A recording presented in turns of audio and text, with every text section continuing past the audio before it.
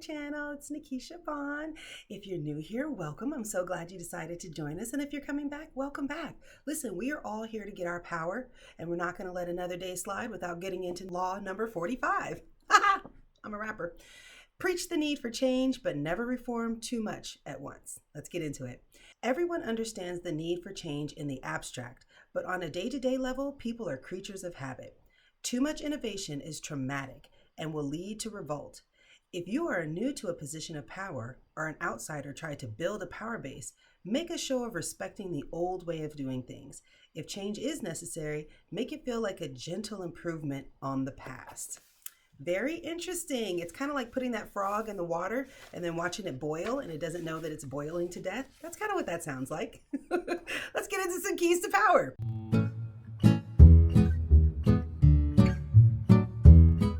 Human psychology contains many dualities, one of them being that even while people understand the need for change, knowing how important it is for institutions and individuals to occasionally renew, they are also irritated and upset by changes that affect them personally. They know that change is necessary and that novelty provides relief from boredom, but deep inside, they cling to the past. There is a psychological reason for this because you actually have two minds. You have your conscious mind, that's the one that I'm using to have a conversation with you, and then you have your subconscious mind. And the thing is that your conscious mind can think and say, I want to do this, right? But your subconscious is running a program, and that's what controls behavior. So yeah, you might want change. You might get up and say, today is the day that I'm finally going to quit, or today is the day that I really want to start. And guess what your subconscious mind will do? It'll say, no, maybe you should start tomorrow.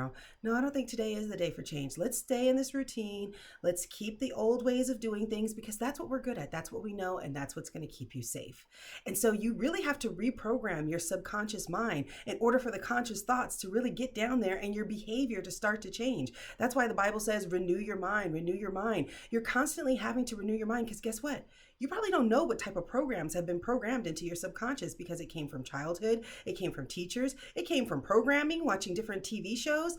And now you've got all this stuff in here that's controlling your behavior. And even though you're thinking one way, you're doing something totally different. There's a reason for it. So you got to get into that subconscious mind. You got to do your affirmations, writing out things, going to therapy, doing your self-care. You got to do the work. That's the work so that we can get from where we are to where we're going.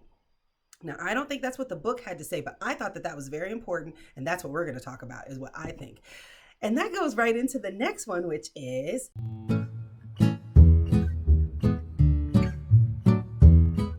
the fact that the past is dead and buried gives you the freedom to reinterpret it.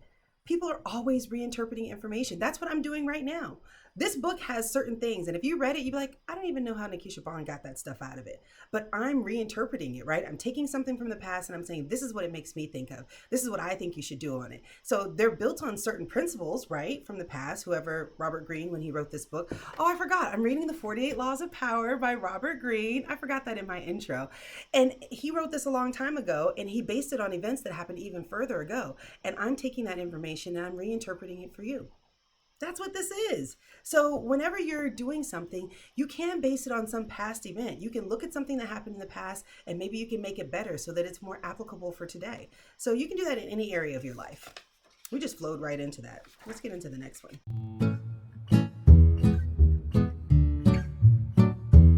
If you work in a tumultuous time, there is power to be gained by preaching a return to the past, to comfort, tradition, rituals. That's why everybody's getting into this conservative movement. The world is getting way too crazy, right? It was already crazy before 2020, and 2020 just took it up to a whole nother completely crazy level. If you watch the news, if you're watching the internet, if you look at anything that's going on today, it's nothing like how it was even 10 years ago. That's crazy. I was thinking about it. My cell phone is not even really like 10, 15 years old. That's a lot of change in our lives. And when things get so tumultuous and they're changing all the time, what do we want to do? We want the comfort of the old. Give me back the old time. You remember the good old days, back before we had all of this technology? This is probably the greatest time to ever live. And people want to go back to the old days where women couldn't vote. It's crazy, right? But look at how powerful that law is because it's comforting. And when we feel all disturbed inside, we want to go back to things that make us feel better. Let's get into the reversal of the law. I'm having fun.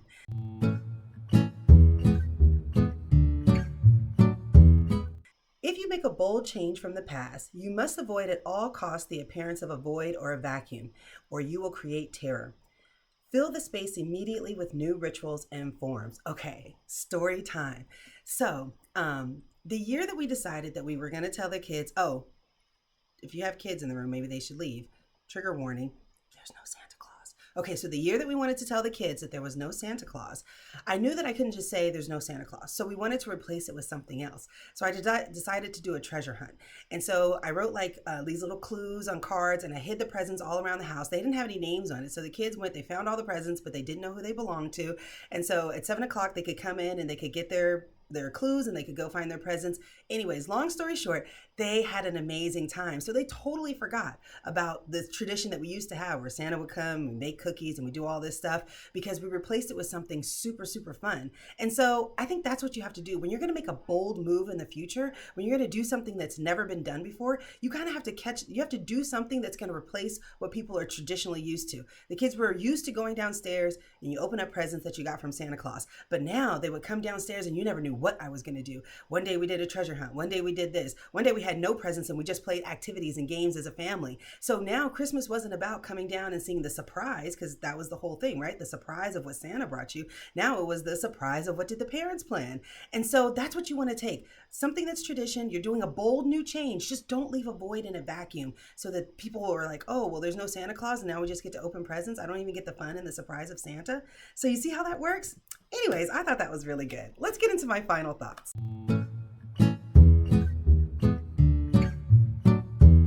My final thoughts. Preach the need for change, but never too much. You have to make sure that when you're going to be making a change, that you always fill in the void, that you don't change everything and not have something for people to fall back onto. Also, whenever you're building something, you want to think about how you can use traditions of the past, because they do make us feel comfortable. They do settle us. Whenever I think about the things of my childhood, whenever I'm sad, those are the things that usually make me happy. And I think it's like a psychological thing. I'm not going to get into that one. We've done enough psychology for today. But it does remind me that if you do something from the past, it will give people that remembrance. And so you can kind of reinterpret it and do your own little flavor on it and still make it even better. But because it has those pillars of the past, everybody's going to be comfortable with it, right? Yes. Okay. Anyways, that's all I have for today. So make sure that you like, make sure that you subscribe, and make sure that you share this with a friend, because maybe they need to know how they can deal with the past and make it new again. Yes, we want that for them, don't we? Yes, we do. So next one is law number 46. Never appear too perfect. And I might be wearing the same outfit because I think I'm getting it right into it so we can wrap this up. Okay, guys. See you guys next time. Bye.